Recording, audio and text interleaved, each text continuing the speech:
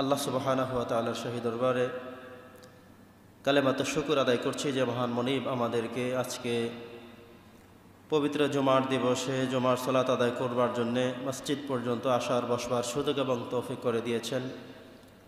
আমরা শুকরিয়া আদায় করছি, সকলেই পড়ছি আলহামদুলিল্লাহ। সম্মানিত উপস্থিতি, প্রিয় সুধী, আজকে আমরা কয়েকটি গুরুত্বপূর্ণ বিষয়ে গুরুত্বপূর্ণ কিছু কথা আমাদের বলার প্রয়োজনীয়তা রয়েছে। আজকের গুরুত্বপূর্ণ বিষয়গুলোর মধ্যে প্রথম হলো কদরের রাত সম্বলিত বিষয়ে। কখন আমরা খুঁজব লাইলাতুল কদর?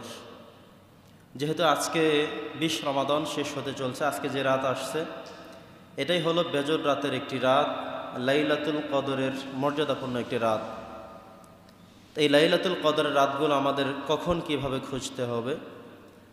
দ্বিতীয় হলো ইতিকাফ সংক্রান্ত বিষয়ে।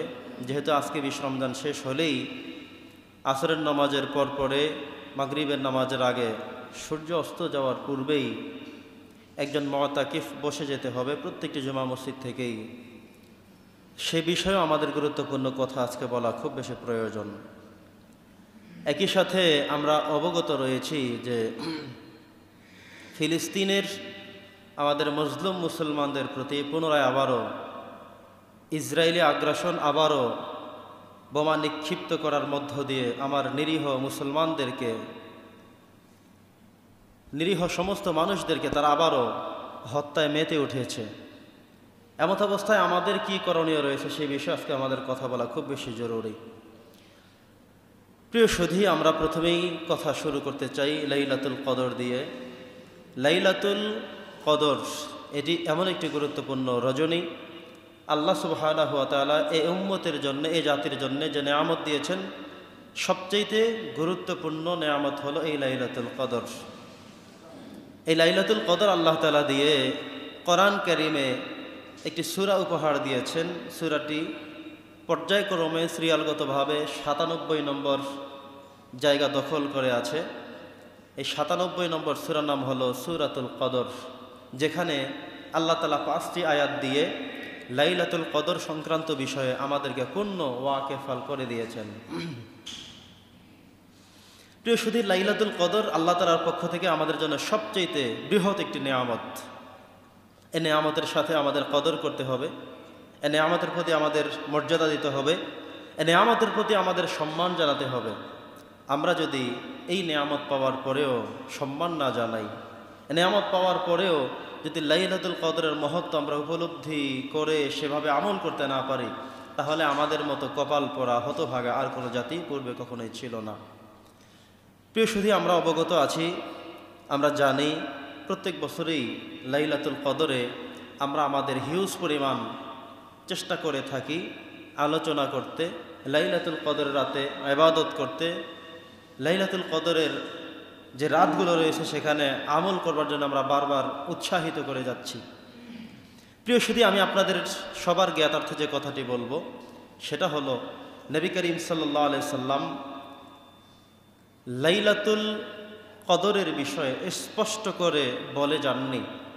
আল্লাহ সুবহানাহু ওয়া তাআলা যে সূরা নাজিল করেছেন, সূরার নাম হলো সূরাতুল কদর। এই সূরার মধ্যেও আল্লাহ তাআলা কোনো নির্ধারিত দিনকে ইঙ্গিত করেননি। তাহলে যেখানে কোরআনে ইঙ্গিত নাই, যেখানে হাদিসের মধ্যে ইঙ্গিত নাই, সেখানে আমরা নিজেরা চালাকি করে লাইলাতুল কদরের মর্যাদাপূর্ণ রাতগুলোকে বর্জন করে কেবলমাত্র 27 রমজানকে লাইলাতুল কদর আখ্যায়িত করে একটা রাতি এসে সবাই হুমড়ি খেয়ে পড়ি কথা শুনতে, আমল করতে। বাকি রাতগুলো আমরা থাকি না কেন? এ বিষয়ে আমাদের গুরুত্বের সাথে কথাগুলো শোনা দরকার।